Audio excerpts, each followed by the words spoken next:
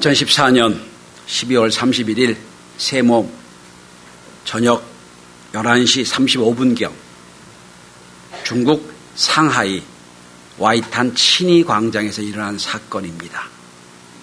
이제 2015년 새해를 맞기 20여 분 전 중국 각지에서 새해를 축하하고 서로 축복하기 위하여 이 천이 광장에 많은 사람이 모여 있었습니다. 이제 곧 카운트다운이 될 겁니다. 그러면 와 하고 서로 축복하고 서로 환희하는 이게 남았습니다. 그런데 상하이 높은 고층 빌딩 한 군데에 더 높은 건물에서 건물 꼭대기에서 누군가 돈을 뿌리기 시작했습니다. 돈이 뿌려지는 걸 누군가 줍고 돈이다 이러니까 사람들이 그쪽으로 확 몰리기 시작했어요. 계속 돈이 떨어지고 일제히 그곳으로 사람이 몰리면서 큰 사건이 벌어졌습니다. 수많은 사람이 압살을 한 겁니다. 당시 36명이 사망을 하고 47명이 부상을 하고 경상자는 수백 명이었다고 그럽니다. 대부분이 젊은 여성들이었고 약한 사람들이 다치게 되고 죽게 된 겁니다. 그런데 더 기가 막힌 것은 뿌려진 돈이 가짜 돈이었다는 겁니다.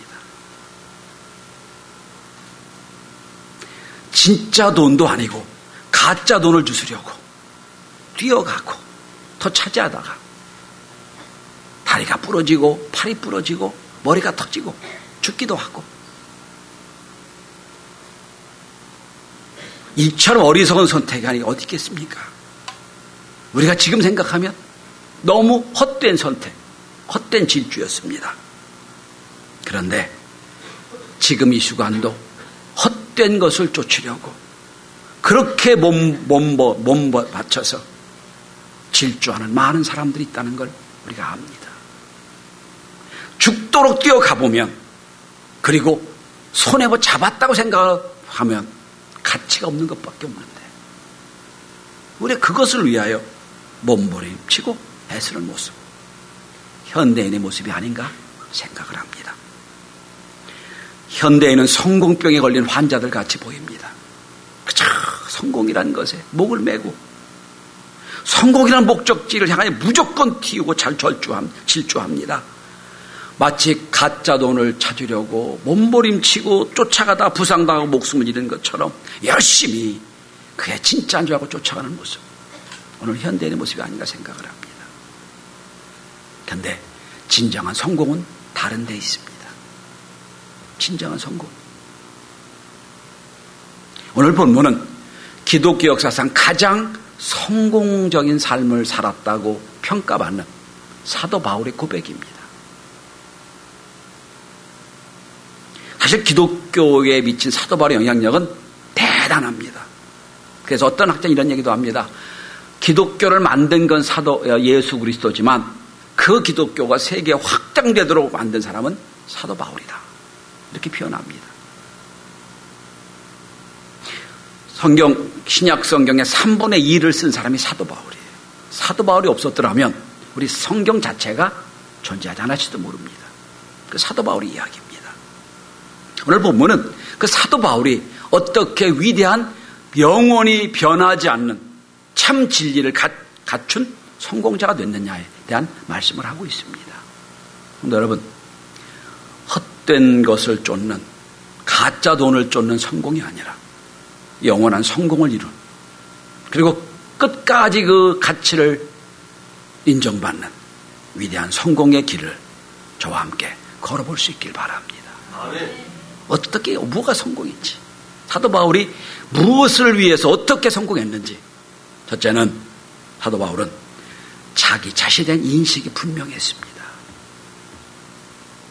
제가 리더십을 전공하고 리더십을 가르치는 사람으로 훌륭한 리더, 성공적 리더를 연구할 기회가 많이 있었습니다. 리더십 책도 한 4권 정도 냈고 그런데 그 공통적인 특징이 있습니다. 리더들의 공통적인 특징 첫 번째 특징은 자기 자신을 분명히 인식하고 있다는 겁니다. 내가 누군가를 안다는 거예요. 내가 누군가. 여러분, 어떤 조직이든 어떤 교회든 어떤 상황이든 내가 누군가를 알고 정체성을 아는 사람과 그저 휩쓸려 다니는 사람과는 전혀 다른 결과가 나옵니다. 내가 누군가, 내가 이 조직에서 이 위치에서 나는 누구인가 흔들림 없이 자기를 아면 그는 무엇을 하든지 멋지게 일할 수 있는 겁니다. 내가 누군가. 그래서 리더십의 첫 번째 문이 자기 자신을 확인하는 겁니다. 인식하는 겁니다. 독일 염세주의 철학자 쇼펜하우어의 얘기입니다. 어느 날 프랑크푸르트의 한 공원에 앉아서 깊은 사색을 하고 있는데 해가 뒤엉겨쳐서 공원 관리인이 와서 이게 좀 다른 데로 가려고 하려고 당신 누구요? 노숙자인 줄 알았던 모양이에요. 그때 쇼펜하우어가 이런 말을 했다고 그럽니다. 몹시 괴로운 표정을 지으면서 얘기합니다. 글쎄, 내가 누군지 나도 알았으면 좋겠어. 내가 누군지 내가 알았으면 좋겠어. 여기서 철학이 시작된 겁니다. 여러분, 진정한 성공자가 되려면 내가 누군가 나의 정체성을 알아야 됩니다. 예수님도 여러분 자기 자신을 정확하게 7가지로 말씀합니다. 나는 길이요 진리요 생명이다. 나는 양의 문이다. 나는 세상의 빛이다. 나는 생명의 떡이다. 나는 양의 문이다. 나는 포도나무다. 나는 부활이요 생명이다. 정확하게 자기를 표현합니다. 이 7가지를 갖고 요한복음이 쓰여진 거예요. 내가 누구다. 오늘 여러분 사도 바울이 자기 자신을 어떻게 인식하는지 한번 보십시다. 사도 바울은 사실 자랑할 게 많은 사람이에요. 사도 바울은 여러분 국회의원이었지요. 최고의 학자였지요. 집안도 대단히 훌륭한 집안이었어요. 자랑할 게 너무 많았어요. 나는 누구입니다. 난 국회의원입니다. 난 바리새인입니다. 나는 위대한 학자입니다. 이렇게 말할 수 있는 사람이에요. 근데 싹 뺍니다. 딱 2가지 용어로 자기를 소개합니다. 오늘 본문을 보시기 바랍니다. 예수 그리스도의 종 바울은 바울로스 둘로스 예수 그리스도. 바울 나는 첫째는 뭡니까? 둘로스 종이다 라고 말합니다. 노예다 이런 뜻입니다. 둘로스가 노예란 뜻이거든요. 자기 소개합니다. 나는 종입니다. 여러분, 한국은 역사 이래 종의 개념이 없는 나라예요. 한국은 노예만 머슴만 있는 나라예요. 머슴. 그죠? 근데 서양 문화를 보면 워낙 전쟁이 많았기 때문에 전쟁에서 이겨서 그 모든 포로를 끌려오면 포로는 다 노예가 되는 거예요. 종이 되는 겁니다. 한국은 그런 얘기가 없었잖아요. 겨우 좀 가난해서 어느 집에 소장 논되는 그냥 머슴 정도예요. 그건 종하고 개념이 달라요. 종은 뭡니까? 생사 여탈권이 주인에게 있는 거예요. 주인이 죽으라면 죽고 주인이 가라 그러면 가고 모든 게 주인한테 있어요. 그래서 역사책을 보면 서양에서의 종은 말하는 노새, 말하는 짐승 이렇게 평가받았다고 그래요. 사람이 아니야 저거. 짐승 중에 하나예요.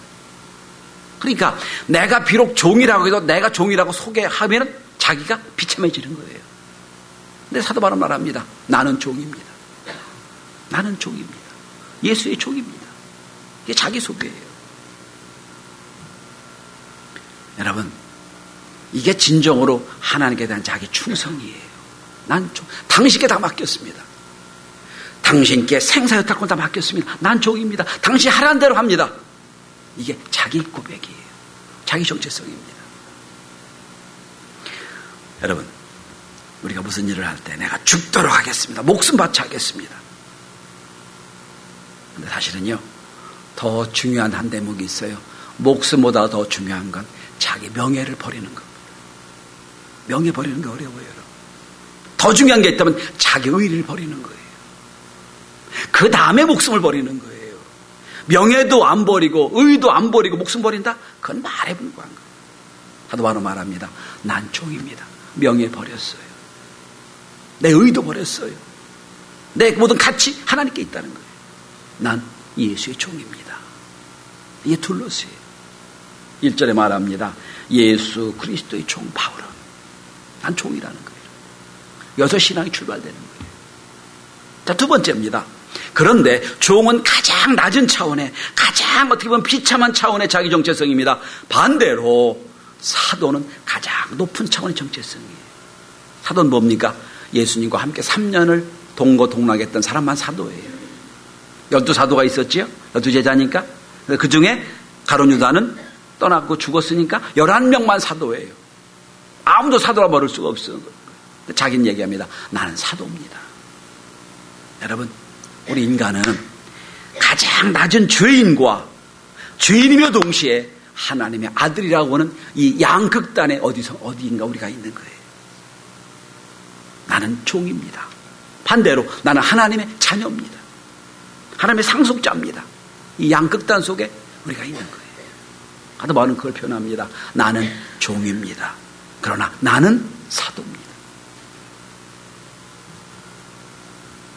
사도라고 하는 것은 아포스톨로스라는 단어인데 보냄받았다는 뜻입니다. 난 보냄받은 사람입니다.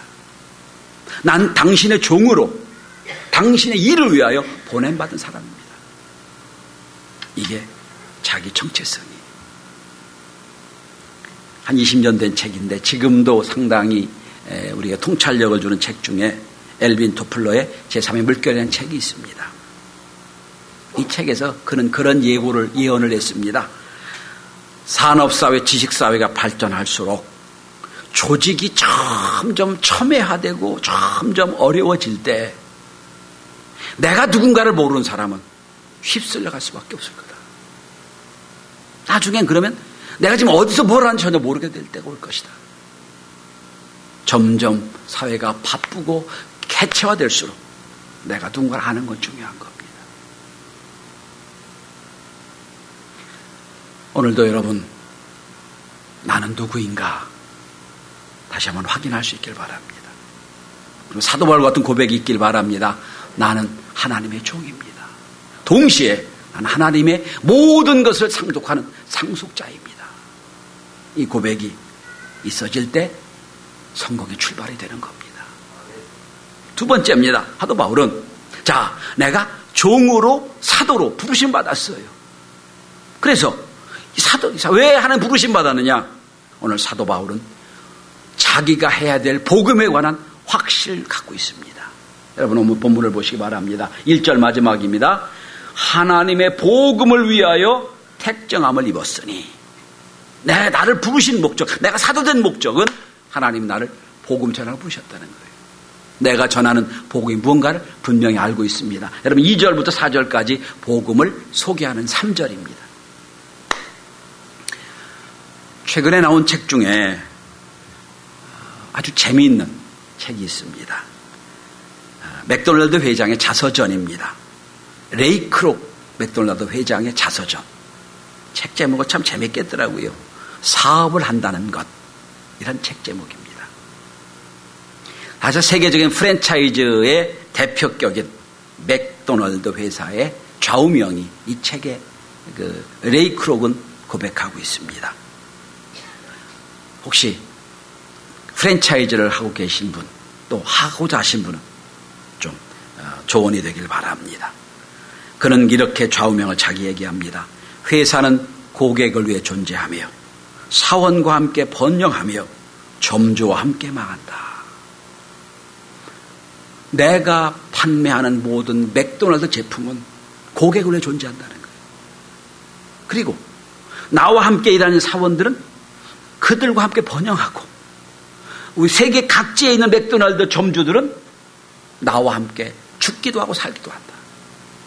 자기 고백입니다. 이 책을 추천한 요새 아주 핫한 회사죠. 유니클로의 야나이 다다시 회장은 자기 유니클로 회사의 그 가치를 이렇게 말합니다. 저는 유니클로 제품을 쓴 적도 없고 쓰지도 않지만 이 사람의 이 가치는 상당히 통찰력 있다고 생각을 합니다. 세상에는 제품이 남아돈다. 그 중에서 팔리는 제품은 바로 확신을 갖고 파는 상품이다. 여러분, 유니클로가 뭔지 아시죠? 옷, 그죠? 아주 비싸지도 않은 옷. 수많은 옷이 있는데 이 옷을 판매할 때 제가 확신을 갖고 판매할 때 이 제품이 잘 된다는 거예요. 여러분, 옷 하나도 팔 때 확신이 있다고 한다면 우리가 내가 하는 일에 대한 확신이 없으면 우리는 아무것도 할 수가 없어요. 내가 하는 일에 확신. 사도 바울은 지금 내가 나를 부르신 목적, 사도로 부르신 목적에 관한 이야기를 2절부터 4절까지 합니다. 그게 복음이거든요. 복음이 뭐예요? 기쁜 소식이죠. 왜 기쁜 소식입니까? 여러분, 오늘 본문에 한번 주목해 보시기 바랍니다. 2절입니다. 이 복음은 하고 설명을 하죠. 첫째로 이 복음은 2절에 보면 이미 오래전에 예언된 대로 이루어진 것이 복음이라는 거예요. 아브라함 때부터 선지자 통하여 계속 이 땅에 메시아가 오기라고 예언된 그대로 예수 오신 것이 복음이다. 그 이야기의 완성이 복음이죠. 그 다음에 두 번째 보십시다. 이 3절입니다. 그런데 그 복음은 뭡니까? 예수 그리스도지요. 근데 예수는 뭡니까? 육신으로는 다윗 혈통으로 하셨다. 인간으로 오셨다는 거예요. 근데 어떤 혈통으로? 다윗의 혈통으로. 다윗이 뭡니까? 왕이죠. 왕의 혈통으로 오셨다. 우리 왕으로 오신 거예요. 그 다음에 4절 보십시오. 그 다음에 십자가 못 박혀 죽으시고, 그 다음에 부활하시고, 그 다음에 어떻게 합니까? 승천하시고, 그 다음에 이 땅에 다시 재림하실 것이다. 이게 2절, 3절, 4절이에요. 성결의 영으로는 죽은 자 가운데 부활하셨고, 능력으로는 하나님의 아들로 선포되셨고, 곧 우리 주 예수 그리스도다. 복음이 뭐예요? 예수 그리스도예요. 예수 전하는 거예요. 예수가 복음이에요. 왜 그렇죠? 이 땅에 많은 사람들은 아무리 약이 좋고 아무리 건강해도 120년밖에 못 살아요. 그런데 예수 믿으면 영원히 사는 복음입니다. 그죠? 더 이상의 복음이 없어요. 기쁜 소식이라고 얘기하는 거예요. 내가 이 복음을 전하려고 하는 나 부르셨다는 거예요. 확신을 넘어서서 분명한 자기의 정체성을 가지고 복음을 설명하고 있습니다. 누군가를 향하여 예수 믿으세요. 왜 예수 믿어야 돼? 이때 이 4절, 2절부터 4절까지가 있어야 돼요. 예수는 이런 사람입니다. 우리가 믿는 복음은 이겁니다. 이게 분명히 있어야 돼요. 우리가 복음을 대할 때 대개는 두 가지 자세가 있습니다. 첫째는 예수 그리스도 복음 그러면 다 안다고 생각을 해요. 그 예수 그리스도 교회 다니는 거 내가 다 알아. 네, 여러분, 안다고 복음을 아는 게 아니에요. 복음을 안다는 것은 예수 그리스도의 능력을 체험한다는 거예요. 사도행전에 보시면 미문 곁에 앉은 뱅이를 사도 요한, 베드로와 요한이 잡아 일으키죠. 그때 이런 고백을 합니다. 은과 금은 나에게 없거니와 내가 예수 그리스도 이름으로 명하노니 일어나라. 복음의 능력을 갖고 있다는 거예요. 우리 성도들이 복음을 지식으로 아는 게 아니라 복음의 능력을 확인하는 역사가 있게 되길 바랍니다. 예수의 이름으로, 그 능력으로. 그 다음에 또 한 자세가 있습니다. 복음 갖고 되겠어? 다른 게 필요하지. 복음은 그냥 기본이고 거기에 뭐가 다른 게 들어가야 돼? 아니에요, 여러분. 아니에요. 복음은 그 자체로 역사가 일어납니다. 자꾸 복음에 뭘 자꾸 집어넣고 자꾸 그 복음에 자꾸 희석시키는 그 자체가 잘못돼요. 여러분, 우리 새벽에는 계속해서 제가 강해를 쭉 하거든요. 거기 제가 여러 말을 하지 않아요. 말씀만 그대로 전해도 거기 은혜가 있어요. 거기 더하고 뺄 것 없어요. 왜? 복음은 그 자체로 능력이 있습니다. 우리 성도들이 막 복잡하고 막 재미있고 막 예화가 많고 이런 게 아니라 담백하고 그러나 말씀 그대로를 받고 은혜 받고 잘 자라서 복음에 놀라운 역사를 체험할 수 있기를 바랍니다. 복음은 그 자체로 능력이 있어요. 그래서 저는 그런 고백을 하고 싶어요. 여러분, 복음에 관해서는 과감해져야 됩니다. 복음에 관해서는 조금 약간은 무식해져도 돼요. 자꾸 따지고 자꾸 머리 쓰고 자꾸 뭐 하면 복음이 희석화됩니다. 마지막입니다. 자기 정체성을 갖고 있습니다. 내가 해야 되는 것이 뭔지 알고 있어요. 마지막 세 번째입니다. 자기 소명이 확실합니다. 자, 오늘 본문을 보시기 바랍니다. 1절입니다. 위하여 택정함을 입었다. 이것 때문에 내가 부르심 받았다는 거예요. 그 다음에 계속해서 보시면 5절에 우리가 은혜와 사도의 직분을 받아, 6절에도 예수 그리스도의 것으로 부르심을 받은, 7절에도 성도로 부르심을 받은, 이렇게 나옵니다. 내가 부르심 받았다는 거예요. 이게 내 사명이라는 거예요. 여러분, 소명이 뭐죠? 콜링이에요. 위에서 부르신 거예요. 오늘도 여러분이 이 우중에도 교회에 온 것은 주님 여러분 불러서 오신 줄 믿으시기 바랍니다. 불렀단 말이에요. 내 힘으로 온 거 아니에요. 성령 여러분 부르신 거예요. 우리 여기 온 거예요. 주님 부르십니다. 그럼 부르심에 내가 응답하는 걸 미션이라고 해요. 콜링과 미션은 방향만 다를 뿐 같은 거예요. 위에서 부르시고 내가 응답하고 콜링과 미션이 함께 가는 거예요. 자, 주님 나를 부르셨어요. 내가 미션을 이루는 거예요. 여러분. 여러분 미션을 이룹니다. 요즘 미션이라는 말이 너무 많이 쓰이고 세상도 많이 쓰입니다. 그런데 미션을 행해도요 2종류가 있어요. 첫째는 직업적으로 하는 미션이 있어요. 직업적으로. 내가 선교사니까, 내가 목사니까, 내가 교사니까, 내가 하는 이거니까. 그것도 어느 정도 영향력이 있습니다. 내가 선생님이니까 해야지. 내가 목사니까 해야지. 그런데 거기까지입니다. 그 이상은 움직이지 않아요. 진짜는 여러분 미션을 행할 때 사랑함으로 할 땐 역사가 나타나요. 사랑함으로 하는 거예요. 초등학교부터 박사과정까지 저의 수많은 스승이 저한테 있었어요. 실수는 스승이 많아요. 그런데 지금도 기억나고 지금도 영향을 받은 선생님은요, 저를 사랑한 선생님이에요. 사랑해서 저를 힘들게 하고 매를 많이, 옛날에 매를 많이 맞았단 말이에요. 혼나기도 하고 매를 맞으면, 아유, 선생님 그럼 일을 갈 때 있었지만, 지금 보니 그게 사랑이었다는 거예요. 아이고, 선생님이니까, 아이고, 너 내가 하라고 요것만 해. 그때는 괜찮아요. 좋은 선생님이었어요. 지금 영향력이 없어요.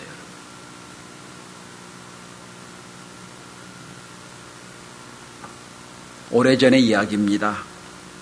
제가 여러 번 이 실화를 말씀드린 것 같은데, 아프리카 어느 병원에 한 아주머니가 입원해 있었는데 창문을 내다보니까 허리가 구부정한 머리가 허연 어떤 남자분이 밀밭을 밟고 있는 거예요. 열심히 밭을 개간하고 있어요. 아이고, 이 더위에 저 어른이 저 무엇 하시나. 그리고 자세히 내려가 보니 그 병원의 원장 슈바이처 박사입니다. 깜짝 놀라서, 선생님 뭐 하는 곳이에요? 이게 좀 편안한 일 하시지. 그랬더니 그가 그런 얘기를 했다고 그럽니다. 오늘은 내가 볼 환자가 없어서 내가 맡겨진 일을 이거 하니까, 내가 좋아서 일하니까, 내가 재미있어서 일합니다. 이렇게 말하고 했다고 그럽니다. 여러분, 내가 의사니까 내 역할은 여기까지야. 그것과 내가 좋아서, 내가 재미있어서, 내가 사랑해서 하는 일은 차원이 다른 겁니다. 충성은 깨달음에 오지 않습니다. 행동으로, 사랑으로 역사할 때 충성이 되는 겁니다. 긍정심리학의 대가인 미하이 칙센미하이라는 분이 있어요. 제가 여러 번 소개했지요. 그죠? 예. 이분이 긍정심리학을 만든 분인데, 이분이 위대한 업적을 이룬 고도의 전문가, 고도의 성공한 사람들 다 연구했어요. 그분들의 특징이 뭔가 연구했더니 한 가지로 발견한 게 이게 몰입 이론이에요. 영어로 플로우라고 그러죠. 가만히 봤더니 무언가 독특하게 위대한 성공하고 뭔가 고도의 전문가들은 특징이 하나 있다는 거예요. 몰입하더라는 거예요. 몰입하더라. 그러면서 몰입할 때 위대한 것이 일어났더라. 그래서 지금도 인정받는 몰입 이론이 거기서 나옵니다. 몇 가지만 소개합니다. 몰입은 뭐냐? 해야 할 일을 정확히 알고 이 과정을 깨닫고 그리고 도전적인 일을 하고 지금 하고 있는 몰입해서 시간관념도 없고 실패도 두려워하지 않고 다른 사람 평가도 두려워하지 않고 모든 일이 자기 목적이 되는 것. 이렇게 이 몰입이라고 얘기합니다. 아주 쉽게 표현하겠습니다. 무슨 일을 할 때 너무 깊이 몰입하다 보니 시간도 잊어버렸어요. 몰입하다 보니 이게 내 일이 됐고 몰입하다 보니 기쁘고 그러다 보니 이게 쌓이다 보니까 위대한 성공을 이루었다는 거예요.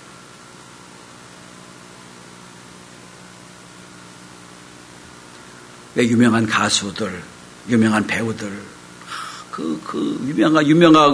유명하고 잘 되기 위해서 수많은 노력과 애를 쓰잖아요. 가진 고생을 다 하고 그만큼 올라가잖아요. 그런데 어느 날 갑자기 죽음으로 발견되게 많이 있지요. 아니 우리 이해 못하잖아요. 아니 그렇게 해서 노력해서 막 고생 올라가는데 왜 거기서 그렇게 죽을까? 왜 그렇지요? 올라가 보니 가치가 깨닫지 못했다는 거예요. 이것 때문에 내가 이렇게 살았나? 이게 온다는 거예요. 끝에 올라가면 허무함을 느끼는 거예요. 그런데 사도 바울의 인생을 보십시오. 사도행전 25장 29절에 보면 사도 바울의 재판을 받습니다. 재판정에 사람들이 이렇게 말합니다. 여러분이요, 내가 이렇게 묶인 죄수 된 것 이외에는 다 나를 닮기 원합니다. 나를 닮기 원합니다. 더 이상 성공이 어디 있을까요? 내 인생 되돌아보니 다 나처럼 살았으면 좋겠습니다. 이거예요. 그리고 또 이런 말을 합니다. 다 나를 닮기 원합니다. 사도 바울의 고백이에요. 이게 뭘까요? 사명에, 소명에, 미션에 몰입한 사람의 이야기. 여러분, 해야 하니까 하는 거 아니에요. 강요받아 하는 거 아니에요. 사랑함으로, 기쁨으로 그 일에 몰입합니다. 몰입하다 보니 그 속에 하나님의 은혜를 통감하게 돼요. 다 나를 닮기 원합니다. 여러분, 우리 자녀들을 믿음으로 키워내길 원하신 여러분, 이런 고백을 하며 우리 자녀 영향을 주시기 바랍니다. 얘야, 나를 닮아봐. 나처럼 믿어봐. 이러면 하나님의 역사가 있고 하나님의 은혜가 있고 하나님의 복이 있을 거야. 오늘부터 그렇게 한번 여러분 자녀를 향하여 도전하는 은혜가 있길 바랍니다. 결론을 맺습니다. 성도 여러분, 위대한 성공이 뭘까요? 가짜 돈 주시려고 압사당했던 그 사람이 성공인가요? 아니면 끝까지 애를 쓰고 노력해서 높은 위치에 올라가는데 허무해서 죽는 것이 성공일까요? 아닙니다. 영원히 변치 않는 복음, 영원히 한 영혼을 살리는 그걸 위하여 부르심을 받았다는 확신을 가지고 사랑함으로 전하는 것, 이것이 위대한 성공자의 삶이 될 것입니다. 이 성공의 길을 우리 성도들 모두 저와 함께 열심히 걸어 하나님께 영광 돌리는 우리 모두가 될 수 있기를 바랍니다. 기도합니다.